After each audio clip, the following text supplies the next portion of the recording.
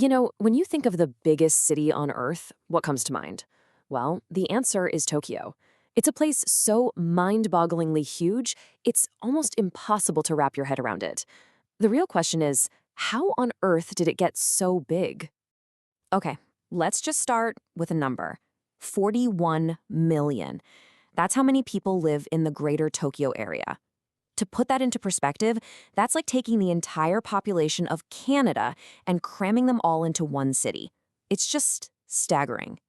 The late, great Anthony Bourdain, I think he said it best. He described Tokyo as being like 15 or 20 different Manhattans all mashed together. And that idea that it's not one single city, but a bunch of cities fused into one, that's absolutely key to understanding how this whole thing even functions. All right, so let's try to get a real feel for that scale, beyond just the big numbers. Okay, picture this. You're standing right in the middle of Shibuya Crossing, that famous scramble intersection, and you decide, I'm just going to start walking. Well, if you walked for 11 hours straight, covering about 30 miles, you would just be getting to the edge of the dense city core. And even then, you're not really out in the country. The city just keeps going. It's this seemingly endless concrete jungle.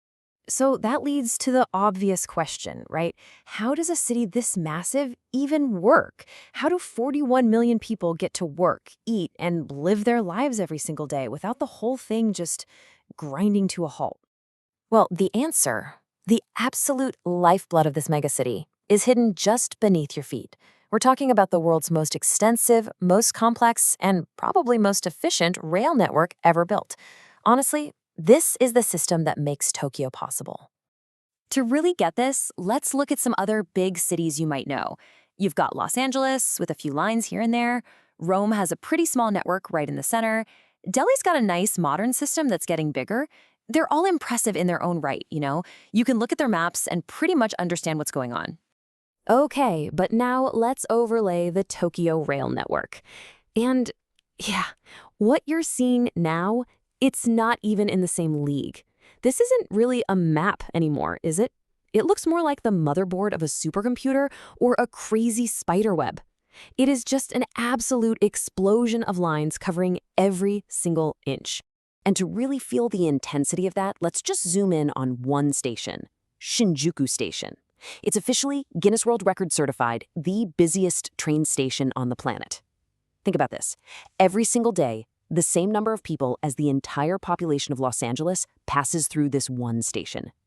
It is so ridiculously complex. It has over 200 different exits. 200! I mean, talk about getting lost. So this insane train system is what makes one of Tokyo's most unique features possible. See, most cities have one big downtown, right?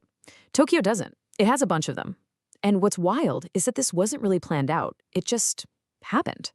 What you had were these competing private railway companies building their lines. And then to get more riders, they built their own downtowns. Huge department stores, theaters, the whole shebang, right on top of their main stations.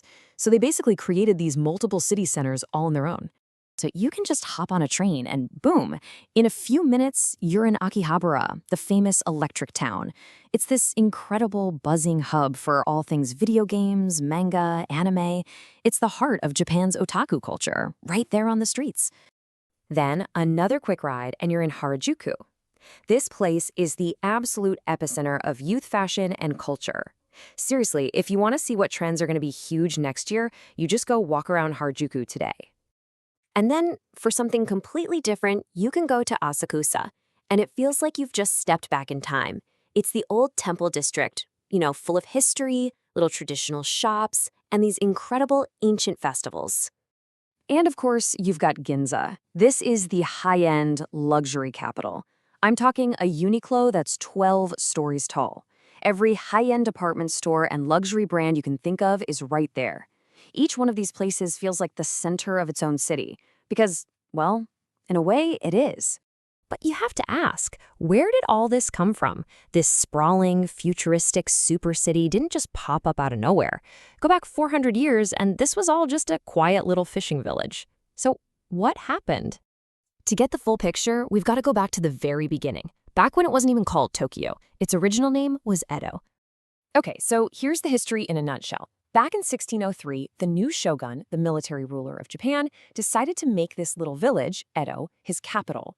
and the growth was just explosive. By the 1700s, it was already the biggest city on the planet, with more than 1 million people.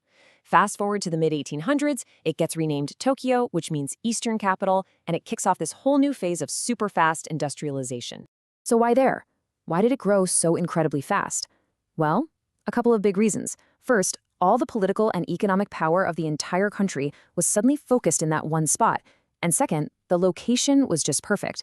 It's a port city, and it's on the biggest flat plain in all of Japan.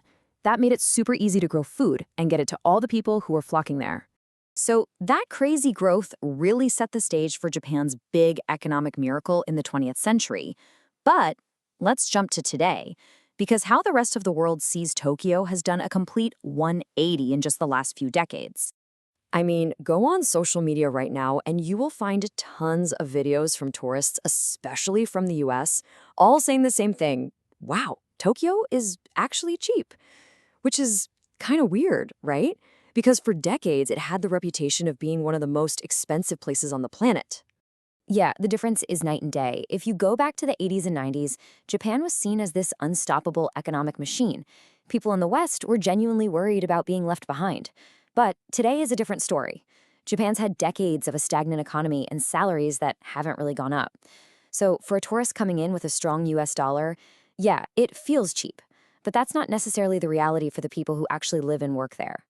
This quote pretty much sums up how people felt back then.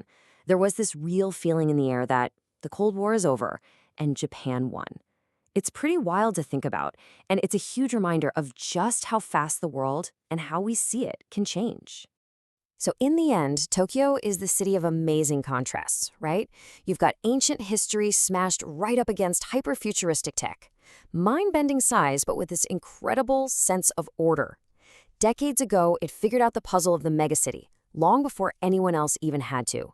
So the big question for today is, as Tokyo faces a whole new set of challenges with its economy and population, what can the rest of us learn from whatever comes next?